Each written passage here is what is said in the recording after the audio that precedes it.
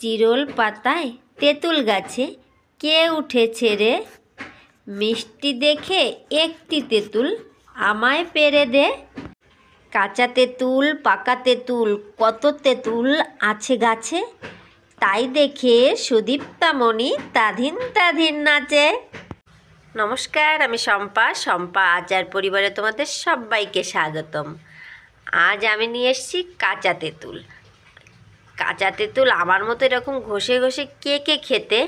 সেই ছোট্টবেলায় মনে পড়ছে কিছু। বৌদির কাছে খেতে চেয়েছিলাম একটি চালতে, উনি তার সঙ্গে হাজির হয়েছে কিছু কাঁচা তেঁতুলও নিয়ে। চলো, তাই ভাবলাম একটু কাঁচা তেঁতুলের কিছু করা যাক। কাঁচা তেঁতুলের আচার করি। তেঁতুলটা অবশ্য আনতে আনতে দুদিন হয়েছে, আর কবেকার গাছের থেকে পেরেছে, একটু শুকিয়ে শুকিয়ে গেছে। দেখো তোমাদের দাদাভাই কী সুন্দর একটা জিনিস এনে দিয়েছে, আমার তো খুবই পছন্দ হয়েছে। তোমাদের কেমন লেগেছে জানাতে ভুলো না কিন্তু। ননদিনী রায়বাগিনী ছিলাম তো বিয়ের আগে, দারোগানি ননদিনী হয়েছি বিয়ের পরে। তারা নাকি ভয় পায় আমায়, তাই নামটা দিয়েছে তারাই আমায়।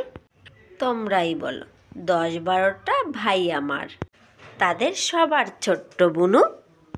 বৌদিরা যদি ভয় না পায় তাহলে কি সেটা মানা যায়? তবে একটা কথা না বলেই পারছি না, আমার বৌদিরা না সত্যি অনেক অনেক অনেক ভালো। আমি কিন্তু তাদের একটু জ্বালাই বটে, কিন্তু তারা সেই জ্বালাটাকেই বেশি ভালোবাসে। একটা উদাহরণ দিই তোমাদের। বাজারে যদি বিক্রেতা কম থাকে আর ক্রেতা যদি বেশি থাকে, তাহলে তো যে কোনো জিনিসের দাম আপনা আপনি বেড়ে যায়, তাই না? তেমনি আমার ক্ষেত্রে অনেকগুলো বৌদি আর আমি একটা মাত্র ননদ, তাই আমি দারোগা না হলে মানায়? তোমরাই বলো তো। চলো এখন কাজে আসা যাক।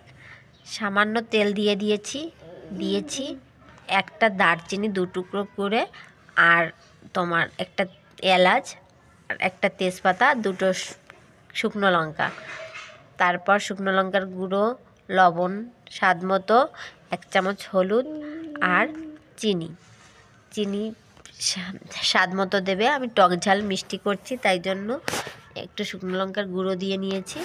দেখো কি সুন্দর কালার এসে গেছে। আর সবশেষে আমি মিশিয়ে নেব একটু আচারি মশলা, তার কারণ এই মশলাটা দিলে না দারুণ একটা সেন্ট আসে, জানো তো, আর খেতেও কিন্তু সুন্দর লাগে। দেখো কি সুন্দর হয়েছে, টকটকে কালার হয়েছে। চলো, এইটুকুনি আচার কার মুখে দিই বলো? আচ্ছা তোমরাই বলো, এইটুকুনি আচার কাকে দেব? যে কলকাতা থেকে কষ্ট করে এনেছে, যে চাতক পাখির মতো বসে আছে, আচার কখন হবে আমি খাবো, আর যে বানাচ্ছে সে কি করবে? তোমরাই কমেন্টে জানাও দেখি। আর এদিকে দেখো, আমি একটু কথা বলছি, সুদীপ তো আমাকে চুপ করিয়ে দিচ্ছে। মাম্মি আমি বলবো, আর দেখো আদরের শেষ নেই।